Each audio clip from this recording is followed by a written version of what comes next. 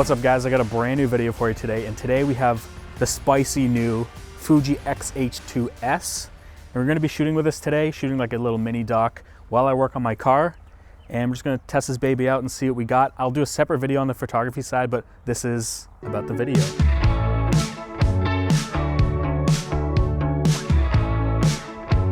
All right, let's get the specs out of the way. This is a 26 megapixel X-Trans 5 stacked backside illuminated sensor with a new X Processor 5, 5.7 million dot EVF, 1.6 million dot vari-angle touchscreen. It's got the always-on display on top, as well as a new button layout, as well as a bigger joystick. And when it comes to the body, this is a solid chunk of weather-sealed metal with a nice deeper grip, and it actually feels really nice in the hand. They've also added a new feather touch shutter button, which is way more improved over the original X-H1. It has a UHS 2 card slot as well as a CF Express Type B, and you need that card slot for recording internal ProRes as well as having crazy buffer performance while shooting photos. It's got a 3.5mm mic, 3.5mm headphone jack, as well as full-size HDMI, USB-C, and the camera weighs around 660 grams. And what's also cool is it has 7 custom settings on the mode dial, so you can set up 7 different modes.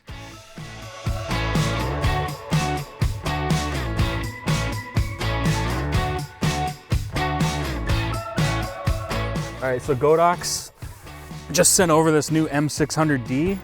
We're gonna use it on the shoot. I bet your light doesn't have rims like this. All right, so let's open this baby up and see what we got.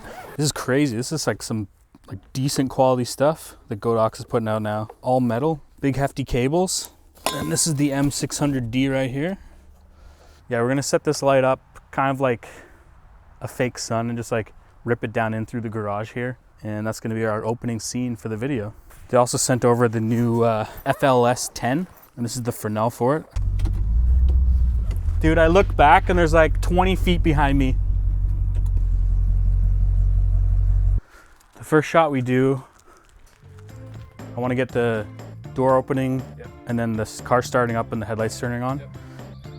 It's cool, there's just enough daylight hitting it that we don't need to light the car, really. And it'll be cool when the headlights are on. True.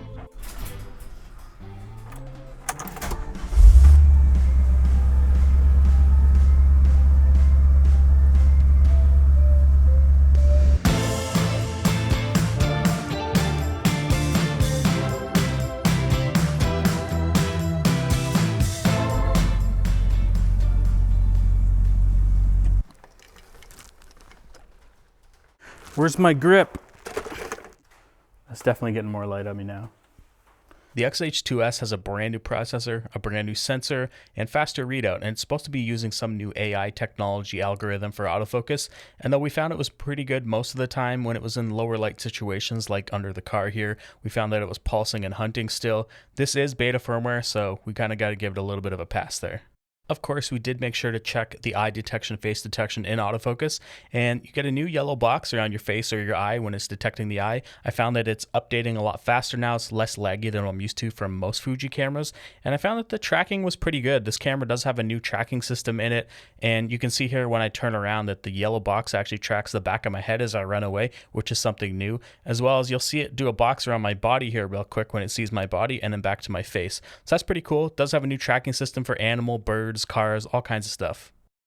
The rolling shutter performance on this sensor is amazing. The oversampled 4K right up to the full sensor 6K readout looks great. You're not going to have any issues with rolling shutter. Full readout. Yeah. It doesn't look bad. It's not like it's not like doing this. Yeah.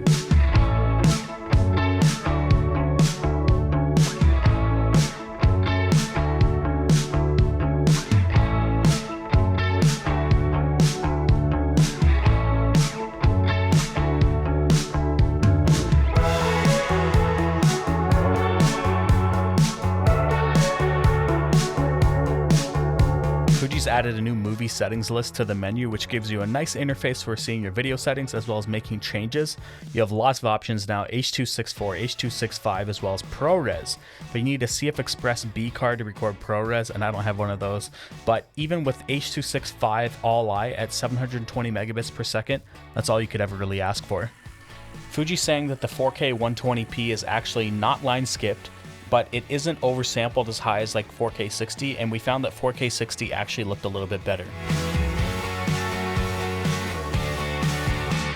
Fuji has added a new log mode to this camera, so F-Log2, which is supposed to give you 1 to 2 stops more dynamic range over F-Log1, but only when you're shooting under 30 frames per second. And if you're shooting over 30 frames per second, I don't think you're going to notice much of a difference. I'm using the official Fuji LUT here to wide dynamic range, and the only difference I could really see is that the shadows were lifted in F-Log2. The highlights looked the same. I also noticed more noise in the shadows on F-Log2, so I don't know if there's going to be more usable dynamic range, but there's definitely a little bit more in the shadows. We probably don't need 100% here. So let me put it at like 30. That's 30%. We're doing 6.2K. That I've always wanted like a classic car. I've owned tons of beater cars, some old cars, and I worked on with my dad and fixed them up, but I never really had something nice. I don't think it's ever going to be finished. There's so much work to do on it, even after I get the paint and everything done. There's going to be things I want to change on it, and that's kind of the exciting thing, to know that it's going to always be a work in progress. I think we got it.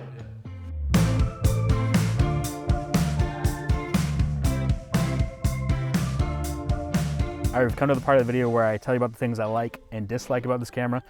I'll start with things I dislike. There's a few things. They're not that standoutish per se, but the first thing would be the joystick. I feel like the joystick is a little bit too high on this camera. I feel like my thumb doesn't perfectly rest where that joystick would be. And so, you know, it's kind of out of the way. Maybe my thumbs are just a little bit too short. The next thing would be the fan add-on, which I kind of feel like that's going to be the talk of the internet, the overheating things, because this camera will overheat when you're shooting at higher frame rates, like 60 frames per second, 120 frames per second in 4K. I didn't have any issues in 6K. I'll put up the numbers of my tests that I put up for overheating without the fan. But the problem is with the fan, you have to screw this thing on, and then you can't close the screen when it's on. And it's kind of an inconvenience. I feel like the camera could have had that built in. Unfortunately, it's not. It's an add-on. And then the last thing I would say is the autofocus. I'm still not seeing that autofocus performance I'd expect from a newer generation Fuji camera. It's a little bit better, but for video, I'm still noticing that it's hunting around a bit, and that could be some of the lenses. We are using some of the best lenses. We use the 16 to 55 2.8, and we also use the new 33mm f1.4, which is really good at autofocus, but we just noticed there was still a lot of hunting. We played around with some of the settings, and it's just something we noticed. So some things I do like about this camera is the new X-Trans 5 stack CMOS sensor. It's got a really fast readout, really low rolling shutter, 26 megapixels. It's got improved IBIS. We've got 7 stops of IBIS now, which is a little bit better than the previous XT4. We've also got a lot of new codecs and bit rates. We can shoot ProRes on this camera. We've got ProRes RAW, Blackmagic RAW out of the HDMI. Couldn't test that because I don't have the firmware updates for those yet, but you can do that with this camera. Obviously 4K 120, 4K 60, all 10-bit 422. It's got a lot of specs. And I'd probably say the last thing that I like about this camera is full-size HDMI, except the door, the flappy door on it. But other than that, overall, great camera. So if you couldn't tell, we just shot a little mini documentary on this car back here with the Fuji X-H2S, and obviously gave you my thoughts on the camera while we were shooting with it. But I just want to show you the video that we shot, so check it out.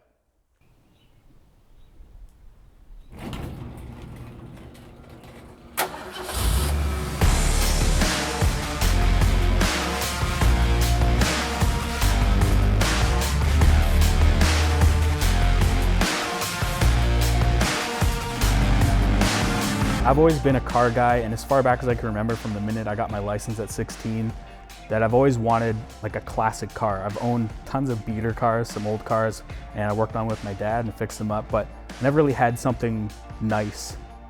Something that I could be proud about and something I could finish and work on and know every inch of it by the time I'm done, and something I could kind of show off and love driving in the summer. Now I'm in a position to afford an old classic car like this. I bought one.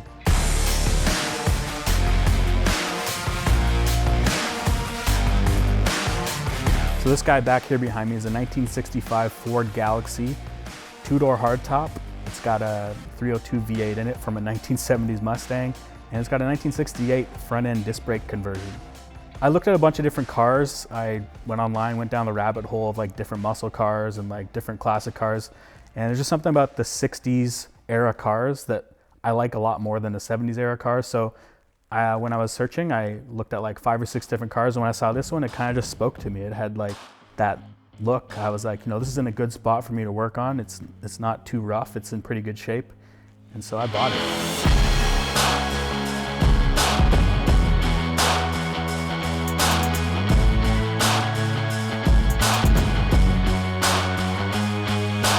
My favorite thing about these older 60s Galaxies is just the styling of it. It's got like hard, sharp lines, but it's not like too much of a square. Although the car isn't road ready yet, we've definitely fixed a lot of stuff. I've replaced everything in the front end, and driving this car just around the lot kind of get me excited, like I can't wait to get this thing on the road and let it rip. When I was younger, me and my dad used to work on like all my older cars. And the cool thing about this project is it's kind of like a bonding experience. It's kind of like two guys just working away on some old cars. I live so far away now, I don't see him as often, so it's really nice to get to work with him on this car. Although it's exciting to think about this car being finished, I don't think it's ever going to be finished. There's so much work to do on it, even after I get the paint and everything done. There's going to be things I want to change on it, and that's kind of the exciting thing, to know that it's going to always be a work in progress.